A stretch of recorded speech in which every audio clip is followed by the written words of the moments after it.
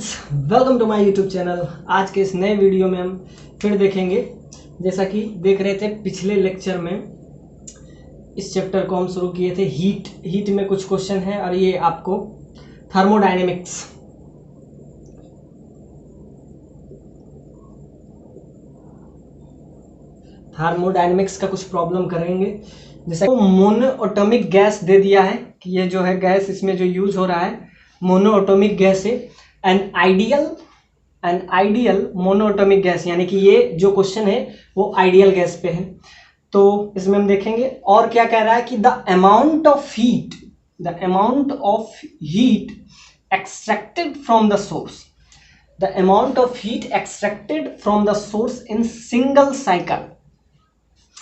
अब ध्यान से देखिए, आपसे heat extracted from the source पूछा है और कुछ इस टाइप से ग्राफ दे दिया हुआ है। ये आपका प्रेशर है, इधर प्रेशर है और इधर आपको वॉल्यूम है। तो प्रेशर और वॉल्यूम का ग्राफ है। तो ध्यान से देखिए, सबका पॉइंट का नेमिंग दे देते हैं। This is A, B, C and D. So जब हम बी से ए की तरफ आ रहे हैं, दिस प्रोसेस, इधर इस प्रोसेस में क्या हो रहा है, वॉल्यूम 2v से v में कन्वर्ट हो रहा है, यानी कि वॉल्यूम डिक्रीज कर रहा है।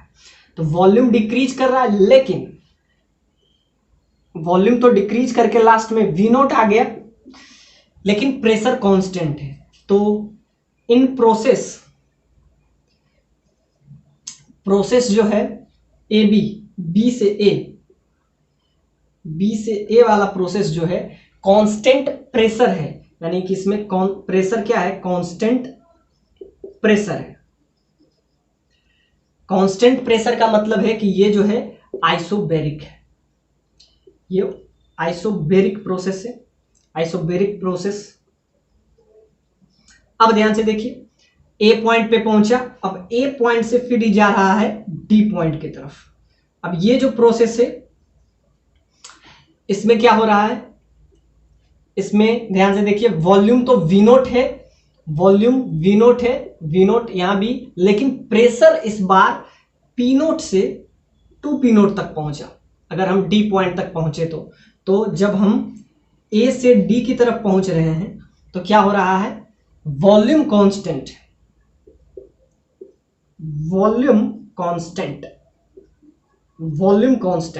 जब वॉल्यूम कांस्टेंट है लेकिन प्रेशर इंक्रीज कर रहा है, और प्रेशर कितना से इंक्रीज किया, पी नोट से 2p नोट। और जैसा कि आपको पहले दे दिया कि ये आइडियल गैस इक्वेशन है, मोनोएटॉमिक आइडियल गैस इक्वेशन है। तो आइडियल गैस इक्वेशन है, तो इसमें हम यूज कर सकते हैं PV बराबर nRT।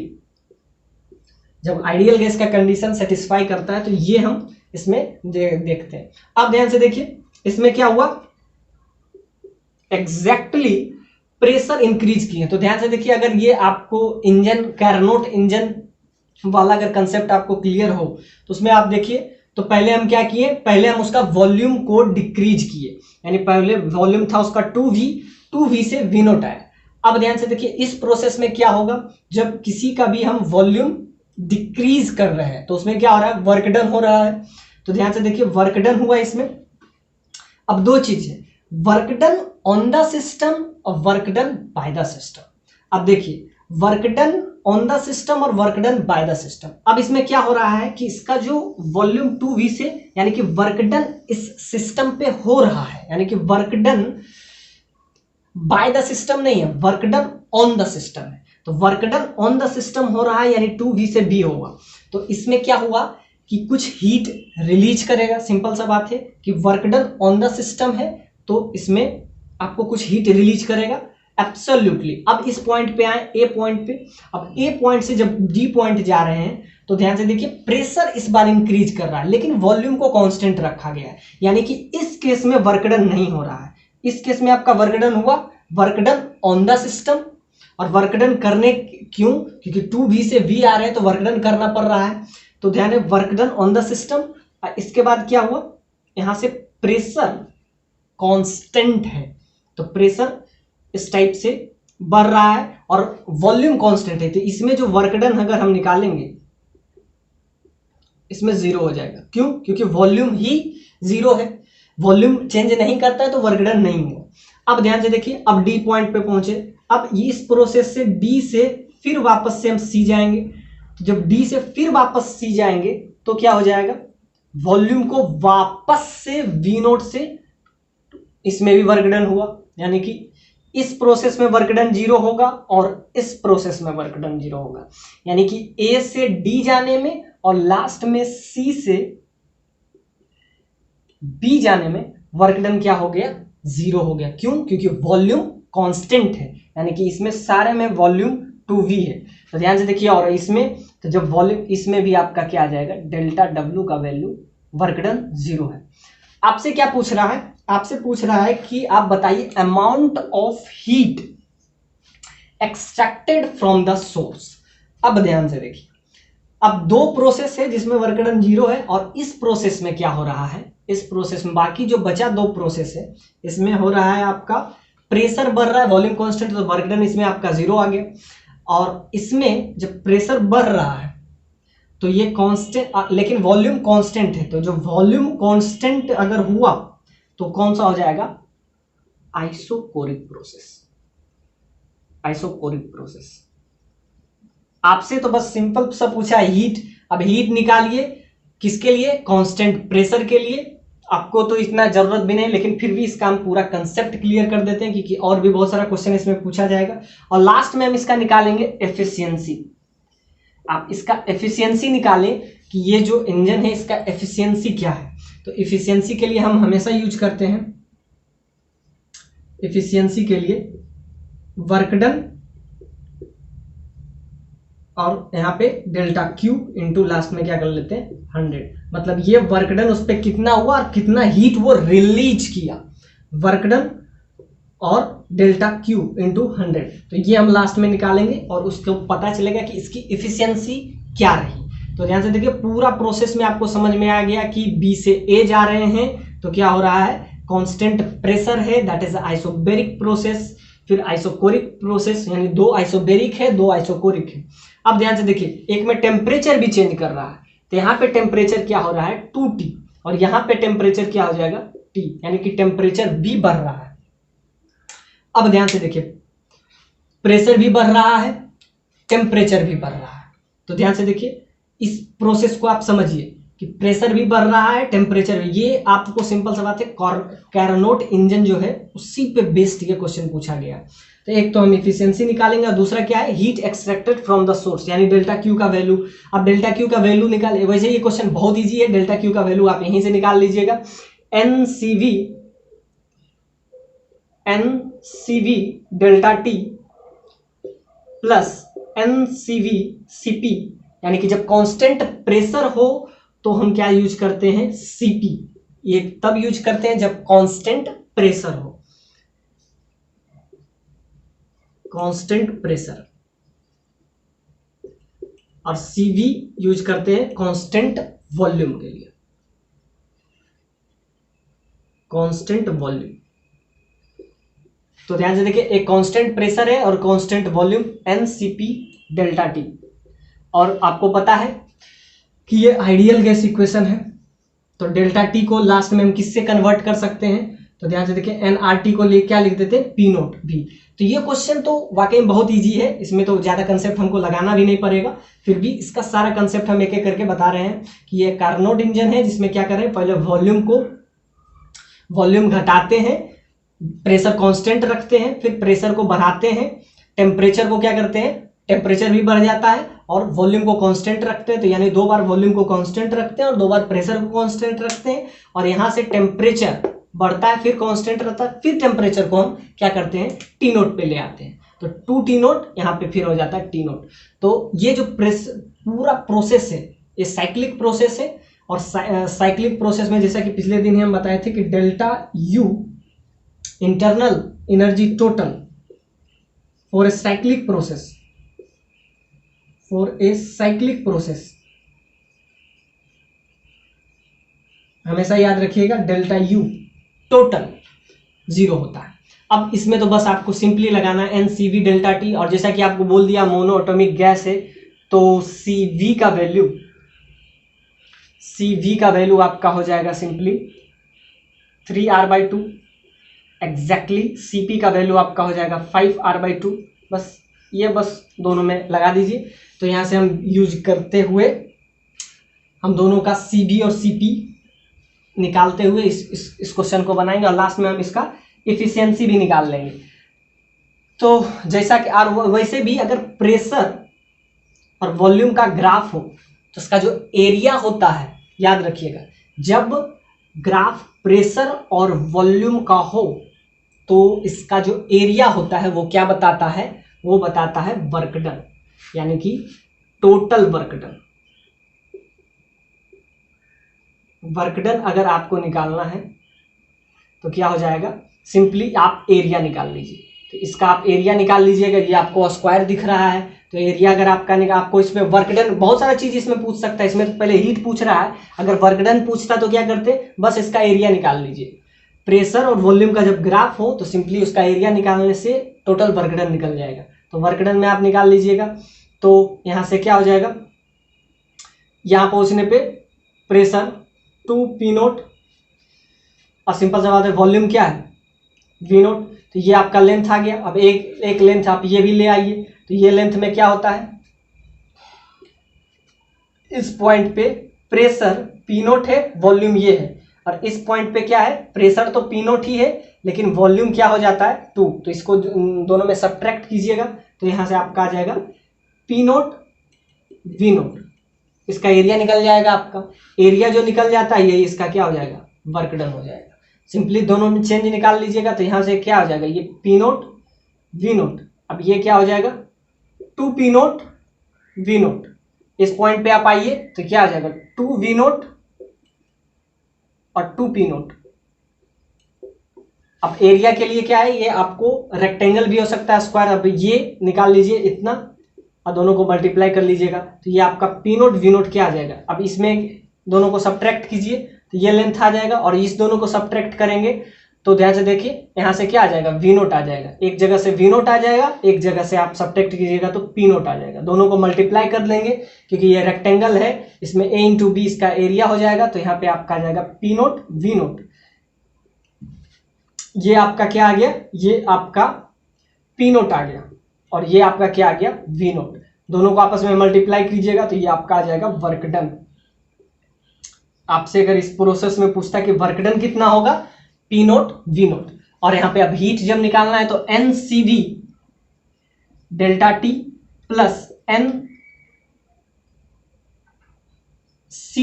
डेल्टा T, क्योंकि दो ही प्रोसेस है, या तो कांस्टेंट प्रेशर पे है या तो कांस्टेंट वॉल्यूम पे है। तो आप इसको कुछ भी ले लीजिए, ये आपका Q1 हो जाएगा, ये आपका Q2 हो गया। तो Q1 प्लस Q2 ये आपका टोटल हीट आ जाएगा। तो n का वैल्यू आपको दिया नहीं है, तो ध्यान से देखिए, क्योंकि ये आइडियल गैस इक्वेशन है तो इसको हम इससे चेंज कर सकते हैं। तो ध्यान से देखिए, अब इसमें भी वही निकालेंगे। तो इस पॉइंट से आप अगर निकालें तो यहाँ से आ जाएगा p0, और चेंज क्या कर रहा है, यहाँ से ऊपर जाने पे, यहाँ से ऊपर जाने पे आपको चेंज कर रहा है। तो इस पॉइंट पे जब आइएगा तो क्या आ गया आपका 2p0 v0, और इस पॉइंट पे आ गए तो दोनों को चेंज अगर किए तो क्या हो जाएगा, Cv को Cv ही रख लेते हैं। Cv का वैल्यू आप देते हैं, जब कांस्टेंट वॉल्यूम पे हो तो क्या लिखेंगे n, Cv का वैल्यू 3r/2 डेल्टा T के वजह से हम क्या लिख देंगे P1 V1। अब ध्यान से देखिए, इस दोनों में चेंज आपको यहां से मिल जाएगा 2p0 v0। इस पॉइंट पे 2p0 v0 और ये आपका आ जाएगा माइनस p0 v0 प्लस यहाँ पे n क्या है, नंबर ऑफ मोल, जो कि आपको दिया नहीं है। यहां से फिर करेंगे n, और इसका ये आपका हो जाएगा Cv कांस्टेंट वॉल्यूम के लिए ये है, और कांस्टेंट प्रेशर के लिए, कांस्टेंट जब प्रेशर हो, प्रेशर चेंज नहीं करे तो उसके लिए Cv, उसका वैल्यू क्या हो जाएगा Cp 5r/2। अब ध्यान से देखिए, कांस्टेंट प्रेशर यानी कि प्रेशर जब कांस्टेंट हो, वॉल्यूम चेंज कर रहा है, यानी कि ये वाला है, वॉल्यूम जब चेंज कर रहा है तो क्या लिखेंगे p0 v0, यानी कि 2p0 इंटू 2v0।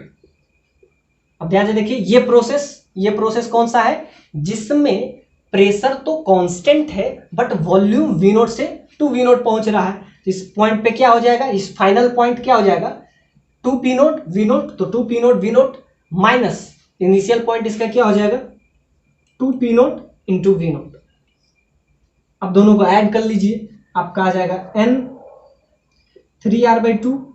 ये क्या था, कांस्टेंट वॉल्यूम पे, ये आपका कांस्टेंट प्रेशर पे था ये प्रोसेस, कांस्टेंट प्रेशर पे, और ये वाला प्रोसेस ये कौन सा है, कांस्टेंट वॉल्यूम। और कांस्टेंट वॉल्यूम में इस पॉइंट पे क्या है, P naught V naught initial point.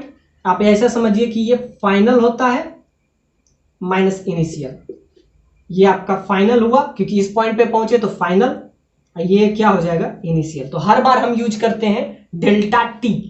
Delta T में याद रखिएगा final temperature minus initial temperature, उसको पीवी बराबर एनआरटी से रिप्लेस कर दिए। तो ध्यान से देखिए ये फाइनल पॉइंट है 2 वी नोट पी नोट, तो 2 वी नोट फाइनल, इनिशियल क्या था, इनिशियल था 2 पी नोट वी नोट, तो वो सब्ट्रैक्ट कर लिया, यानी फाइनल माइनस इनिशियल। हमेशा पूरा फिजिक्स में हम यही यूज करते हैं हर बार, फाइनल माइनस इनिशियल। तो ये आपका कांस्टेंट वॉल्यूम पे रहा, तो ध्यान से देखिए कांस्टेंट वॉल्यूम पे यहाँ पे पी नोट वी नोट, और इसके फाइनल पॉइंट क्या था 2 वी नोट, बस दोनों को ऐड कर दीजिए। और जैसा कि आपको मोनोटॉमिक के लिए सीवी और सीपी का वैल्यू दोनों पता है, बस इसमें जस्ट रिप्लेस। अब इसमें कुछ नहीं बचा, तो ये आपका आ जाएगा P naught V naught plus 5r/2 into n, ये आपका आ जाएगा simply 2 P naught V naught. अब 4 में 2 गया 2 बचेगा। अब ध्यान से देखिए पी नोट वी नोट को आप क्या लिख सकते हैं, पी नोट वी नोट को आप डायरेक्टली लिख सकते हैं nRT2 माइनस T1। एक का टेम्परेचर 2T है, एक का टेम्परेचर T है, तो डेल्टा टी क्या हो जाएगा T नोट, आप ऐसा समझ लीजिए।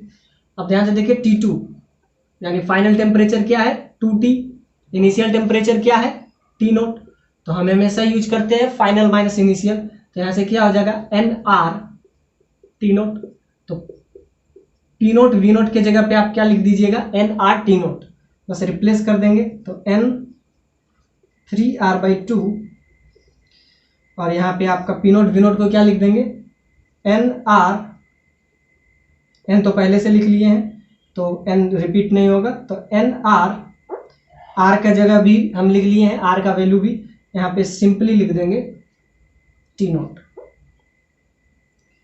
nRT नोट, बस दोनों को ऐड कर लीजिए, आपका आ गया nR 2T नोट हो जाएगा। ये सिर्फ T नोट हो जाएगा, ये 2T नोट हो जाएगा क्योंकि 2 P नोट वी नोट है, तो इसको बस ऐड कर लीजिए, आपका आ जाएगा 10 + 3 13 P naught V naught by 2। ये आपका आ गया क्या, ये आपका आया heat extraction, total heat extraction, दोनों को ऐड कर दीजिए, आपका आ जाएगा 10 + 3 13। अभी क्वेश्चन खत्म नहीं हुआ, अब इसका सेकंड पार्ट आपसे पूछ रहा है कि इस क्वेश्चन में बताइए एफिशिएंसी। तो एफिशिएंसी के लिए हम ये फॉर्मूला हर बार यूज करते हैं, तो ये आपका हीट एक्सट्रैक्शन के लिए है, यानी कि इस क्वेश्चन को 2 बार पूछा गया है प्रीवियस ईयर में। एक बार आपसे एफिशिएंसी पूछा है और एक बार सिर्फ हीट एक्सट्रैक्शन पूछा है। तो हीट एक्सट्रैक्शन पूछेगा तो ये आपका डायरेक्ट आंसर आ गया, लेकिन अगर एफिशिएंसी पूछा तो क्या हो जाएगा delta W work done by delta Q, और लास्ट में क्या 100 से मल्टीप्लाई कर देते हैं। तो वर्क डन इसमें कितना हुआ, पहले ही हम इसको निकाल लिए थे पी नोट वी नोट, और डेल्टा क्यू का वैल्यू क्या आया 13/2। अब ध्यान से देखिए यहाँ पे पी नोट वी नोट के टर्म में लास्ट में सबको ले आए, एनआरटी के टर्म में भी आप रख सकते थे क्योंकि सारा सेम टर्म में आ जाएगा, इसीलिए सारा को हम सेम टर्म में, यहाँ पे एनआरटी के फॉर्म में भी आ सकता था, एनआरटी डेल्टा टी के फॉर्म में। तो अगर डेल्टा टी के फॉर्म में आप ले आ रहे हैं तो सारे को डेल्टा टी के फॉर्म में ही लाइए, और अगर पी नोट वी नोट के टर्म में ला रहे हैं तो सारे को पी नोट वी नोट, देखिए कैंसिल हो जाएगा, पी नोट वी नोट इसको इसमें टर्म में लाएं तो इससे ये कैंसिल हो जाएगा, तो ये आपका आ जाएगा 2/13 इंटू 100 कर लीजिए, ये आपका आ गया सिंपली, ये इफिशियंसी आ गया। इफिशियंसी आपका कितना % आ गया, ये 7 इंटू 14 के आसपास, 14%। से थोड़ा सा ज़्यादा ही आएगा। तो ये आपको 14% के आसपास आ रहा है, इससे 7 into 2 14% से ज़्यादा आ रहा है। से B से B जाने के लिए दो रास्ते हैं, एक तो इधर से जाएंगे और एक इधर से। जब हम DAB यानी कि इस प्रोसेस से जाते हैं तब क्या होता है, Q का वैल्यू 50 कैलोरी है, वर्क डन कितना करना पड़ता है 20 कैलोरी का। और जब हम इस प्रोसेस से B तक पहुंचते हैं, आप ध्यान से देखिए D से B पहुंचने के दो रास्ते हैं, एक तो इस रास्ते से और एक इस रास्ते से। तो जब हम इस रास्ते से जाते हैं तो टोटल वर्क डन कितना होता है, इस प्रोसेस में टोटल वर्क डन कितना हो रहा है 20 कैलोरी। एग्जैक्टली हीट कितना देना पड़ता है, हीट आपको देना पड़ता है 50 कैलोरी का। अब एग्जैक्टली इस प्रोसेस से अगर हम पहुंचे तो हीट 36 कैलोरी देना पड़ता है, इस प्रोसेस से आपको 36 कैलोरी देना पड़ता है। तो आप बताइए कि इसमें वर्क डन कितना होगा, इस प्रोसेस में वर्क डन कितना करना पड़ेगा। अब ध्यान से देखिए, ये क्वेश्चन जैसा कि आपको पता है कि first law of thermodynamics, first law of thermodynamics क्या कहता है कि डेल्टा Q का वैल्यू जो होगा, यानी कि जो भी हीट हम देते हैं वो तो इंटरनल एनर्जी या तो चेंज करता है या तो उससे वर्क डन होता है, यानी डेल्टा W, यानी कि चेंज इन इंटरनल एनर्जी। यानी कि जब भी हम कोई भी हीट देते हैं तो वो दो फॉर्म में आता है, इसको आप ऐसा समझिए, first law of thermodynamics that is Q, मतलब जो भी आप हीट उसमें दे रहे हैं तो वो हीट दो चीज के फॉर्म में आता है, डेल्टा U यानी उसका इंटरनल एनर्जी बढ़ेगा, और अगर इंटरनल एनर्जी नहीं बढ़ रहा है, मतलब अगर कांस्टेंट प्रेशर है, यानी कांस्टेंट प्रेशर है, तो क्या हो रहा है, तब उसके द्वारा वर्क डन होता है, यानी कि डेल्टा W, यानी कि वर्क डन में चेंज आता है। ये आपको बेसिक लॉ यानी कि फर्स्ट लॉ ऑफ थर्मोडायनेमिक्स यही कहता है कि आप कुछ भी हीट दीजिएगा या तो उसका इंटरनल एनर्जी बढ़ेगा, और अगर इंटरनल एनर्जी नहीं बढ़ा, मतलब ऐसा समझिए Q टू फॉर्म में चेंज करता है, एक डेल्टा U और एक डेल्टा W, यानी कि ये इसी को दो पार्ट में डिवाइड कर दिया जाता है, या तो इंटरनल एनर्जी में गया, और अगर इंटरनल एनर्जी उसका नहीं बढ़ रहा है और घट रहा है तो समझिए कि इसमें वर्क डन हो रहा है। तो ये आपका बेसिक लॉ है, बस इसी पे ये क्वेश्चन पूछा गया है। अब ध्यान से देखिए, Q that is equal to, अब इंटरनल एनर्जी क्या होगा, अब इसमें Q का वैल्यू आपको दे दिया हुआ है, इंटरनल एनर्जी को डेल्टा U ले लेते हैं। अब ध्यान से देखिए, प्रोसेस A से B जाने का है।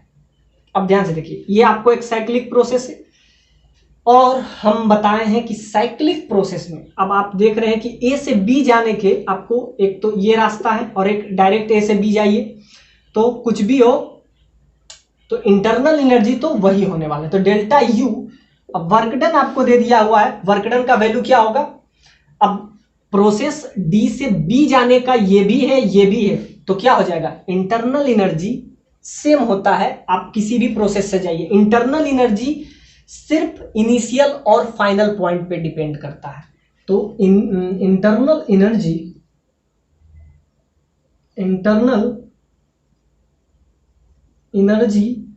ओनली डिपेंड हो, ये क्या है, सिंपल सा बात है, एक होता है पाथ फंक्शन, तो ये आपको इनिशियल और फाइनल पॉइंट पे, इनिशियल से फाइनल पॉइंट पे बस डिपेंड करता है। तो ध्यान से देखिए, internal energy only depend on initial and final point, only depends on initial and final point, यानी कि इस प्रोसेस में भी, यानी कि प्रोसेस जो है DAB का भी डेल्टा U वही होगा एग्जैक्टली, और DC और B इस रास्ते से भी वही डेल्टा U होगा, और डायरेक्ट भी जाएंगे तो D से B, यानी डेल्टा U D से B तो DB, तीनों प्रोसेस के लिए डेल्टा U सेम होगा, यानी कि ये पाथ फंक्शन नहीं है, ये आपको इनिशियल और फाइनल पॉइंट पे डिपेंड करता है। अब ध्यान से देखिए, अब आपका डेल्टा यू दोनों प्रोसेस के लिए सेम है, बस ये फर्स्ट लॉ लगा देंगे। वर्क डन आपको इसके लिए पहले लगाएंगे तो क्या हो जाएगा, डेल्टा क्यू और डेल्टा डब्ल्यू, डेल्टा यू को डेल्टा यू ही लिख ले तो क्या हो जाएगा, क्यू का value 50 joule 50 calorie, delta U same हो जाता है दोनों प्रोसेस के लिए, ये हम बता दिए हैं। और इसमें सिंपल सा बात है कि 50 कैलोरी दिए और 20 कैलोरी उसका वर्क डन में चला गया। अब ध्यान से देखिए, यहाँ से 50 कैलोरी दिए हैं और 20 कैलोरी वो वर्क डन में खर्चा कर दिया, यानी 20 कैलोरी इधर चला गया। तो सिंपल सा बात है, इधर गया 20 तो इधर कितना गया होगा 30, यानी कि डेल्टा यू यानी कि उसके इंटरनल एनर्जी चेंज करने में आपको 30 कैलोरी खर्चा करना पड़ता है। अब वो इस प्रोसेस के लिए भी वही होगा, इस प्रोसेस के लिए भी वही होगा और इस प्रोसेस के लिए। डेल्टा यू आपका सिंपली यहां से निकल गया, डेल्टा यू का वैल्यू क्या है आपका 30 कैलोरी। अब ध्यान से देखिए, फिर लगाएंगे यही using the first law of thermodynamics. तो फिर लिखेंगे Q is equal to delta U plus delta W. अब देखिए इस बार कितना दिए, इस बार हम 36 कैलोरी दिए, 36 कैलोरी दिए तो 36 में तो 30 तो सिर्फ चला जाएगा उसके इंटरनल एनर्जी को ही चेंज करने में, यानी कि ये 36 तो में 30 तो यहीं पे आ जाएगा और वर्क डन में कितना जाएगा। अब ध्यान से देखिए, अब दिए आप 36 तो 36 दिए हैं तो 30 तो इधर ही चला जाएगा तो बचेगा कितना 6, ऑफ कोर्स 6 बचेगा, यानी कि डेल्टा यू का वैल्यू वर्क डन जो होगा इस प्रोसेस में वो आपको 6 कैलोरी आएगा। तो ये जो क्वेश्चन है फर्स्ट प्रिंसिपल ऑफ थर्मोडायनेमिक्स पे था और वही इसमें इंटरनल एनर्जी जो होता है वो क्या होता है, इनिशियल से फाइनल पॉइंट पे डिपेंड करता है, इसीलिए साइक्लिक प्रोसेस के लिए जीरो होता है। इंटरनल एनर्जी साइक्लिक प्रोसेस के लिए जीरो होता है, ये हम पहले बताएं क्यों, क्योंकि ये इनिशियल और फाइनल पॉइंट पे डिपेंड करता है। और जब साइक्लिक प्रोसेस कोई भी रहेगा तो वो क्या हो जाएगा, इनिशियल पॉइंट भी वही होगा और फाइनल पॉइंट भी वही होगा। तो delta U for cyclic process that is zero. ये आप याद रखें, इस पे बहुत सारा क्वेश्चन डायरेक्ट इसी पे पूछा जाता है। तो a Carnot engine having efficiency that is 1/10 of heat engine as a refrigerator. A work done on the system by the system नहीं, work done on the system is 10 joule. Amount of heat absorbed from the reservoir at lower temperature, कितना heat absorb किया, यानी कि आपसे simple सा बात है delta Q का वैल्यू पूछा है, Q2 यानी कितना हीट एब्जॉर्ब किया, हीट एब्जॉर्ब ये आपको बताना है इसमें। अब जैसा कि एफिशिएंसी के लिए हम हमेशा यूज करते हैं 1 - T2/T1, ये आपका एफिशिएंसी के लिए फॉर्मूला है। दूसरा एफिशिएंसी के लिए एक और फॉर्मूला यूज करते हैं डेल्टा W/डेल्टा Q, मतलब ये वर्क डन सिस्टम पे कितना वर्क डन हो रहा है इंटू 100 कर लेते हैं तो ये आपका एफिशिएंसी आ जाता है। तो ध्यान से देखिए, एफिशिएंसी के लिए आपके लिए दो फॉर्मूला है और आपको क्या क्या दिया हुआ है, वर्क डन दिया हुआ है, यानी कि ये दे दिया है work done on the system, आपको दे दिया work done on the system, यानी कि सिस्टम पे कितना वर्क डन किया गया, 10 जूल का वर्क डन किया गया। अब आपको अमाउंट ऑफ हीट चाहिए और आपको एफिशिएंसी भी दिया हुआ है, आपको अमाउंट ऑफ हीट चाहिए और वो लोअर टेम्परेचर। तो यहाँ ध्यान से देखिए, टेम्परेचर दो वो होगा, एक T2 जो हाइयर टेम्परेचर है, हाइयर टेम्परेचर, T1 जो हो जाएगा वो आपका लोअर टेम्परेचर, W/डेल्टा Q ये भी आपका एफिशिएंसी होता है और 1 - T2 - T1 ये भी आपका एफिशिएंसी होता है। तो work done by Q that is equal to T1 - T2 - 1। इस केस में जब ये हीट इंजन हो एज हीट इंजन, ये तब यूज करते हैं जब हीट इंजन हो एज रेफ्रिजरेटर। ये फॉर्मूला तब यूज करते हैं जब एज ए रेफ्रिजरेटर हो। तो ध्यान से देखिए, ये आपका आ जाएगा एफिशिएंसी इस बार, इसके लिए क्या हो जाएगा W/Q2 T1 minus T2 minus 1। अब ध्यान से देखिए, वर्क डन आपको पता है, Q आपको निकालना क्या है, amount of heat absorb from the reservoir at lower temperature. अब ध्यान से देखिए, यहां से आपका क्या आ जाएगा, सिंपली वर्क डन आपको पता है, बस T1/T2 का वैल्यू इसमें आपको निकालना है। जैसा कि आपको एफिशिएंसी दे दिया है, एफिशिएंसी का वैल्यू आपको दे दिया हुआ है, यहां से हम निकाल लेंगे और लास्ट में बस वैल्यू यहां पे रख देंगे T1/T2 का। और ध्यान से देखिए, ये लोअर टेम्परेचर की बात किया हुआ है, ये इसीलिए हम यूज कर रहे हैं। देखिए फॉर्मूला यही है 1 - T2 - T1, लेकिन इस केस में जब आपको लोअर टेम्परेचर इसमें मेंशन है तो क्या कर लेंगे, T1 - T2 -1 यूज करेंगे। इसमें 1 माइनस नहीं करेंगे। तो ध्यान से देखिए, इसमें कौन लोअर टेम्परेचर है, तो इसमें आप कीजिएगा तो T1 - T2 divided by T2 हो जाएगा। तो ध्यान से देखिए, लोअर टेम्परेचर, ये कह रहा है कि लोअर टेम्परेचर पे बात करें। तो देखिए फॉर्मूला 2 है, एक तो ये एफिशिएंसी के लिए हर बार की तरह, लेकिन जब एज ए रेफ्रिजरेटर हो तब आप ये फॉर्मूला यूज करिए। तो ध्यान से देखिए, आपको एफिशिएंसी दे दिया हुआ है, क्या दिया हुआ है 1/10 that is equal to T2 minus T1। तो यहां से हम क्या निकाल लेंगे, T2 माइनस T1, तो यहां से 1 - 1/10, सो T2/T1 का वैल्यू आपका आ जाएगा 9/10 T2/T1 का। अब आपको क्या चाहिए यहाँ पे T1/T2, तो यहाँ पे क्या हो जाएगा 10/9, तो यानी work done by Q that is equal to क्या हो जाएगा, आपको क्या चाहिए T1/10 यानी 10/9 माइनस 1। तो यहां से आपका आ जाएगा work done by Q that is equal to, simple 9 घटेगा तो यहां से 1/9 आ जाएगा।